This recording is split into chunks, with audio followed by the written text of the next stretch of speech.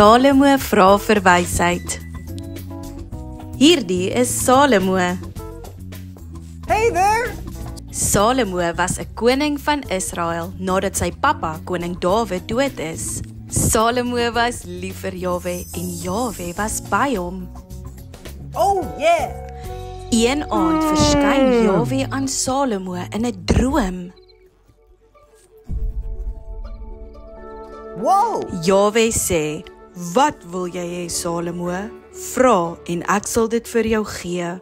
Salomo sê, "U het vir my pa Dawid liefgehad en u was by hom en toe het u my koning gemaak toe hy dood is." Salomo sê dat hy nog baie jonk is en dat hy nie weet hoe om die mense van Israel te lei nie. Hy vra toe vir Jahwe om vir hom wysheid te gee en 'n opmerksame hart sodat hy goed van kwaad sal kan onderskei. Jahwe was bly dat Salomo vir wysheid gevra het. Jahwe sê dat hy vir hom wysheid sal gee en omdat hy nie vir rykdom gevra het nie, sal hy hom soveel meer gee.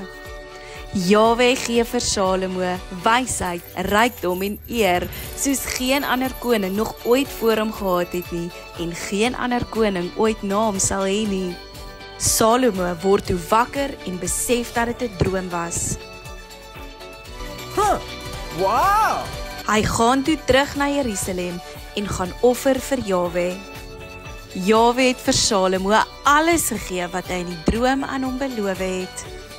Salomo was 'n goeie koning wat vir Jahwe se volk met wysheid regeer het vir baie jare.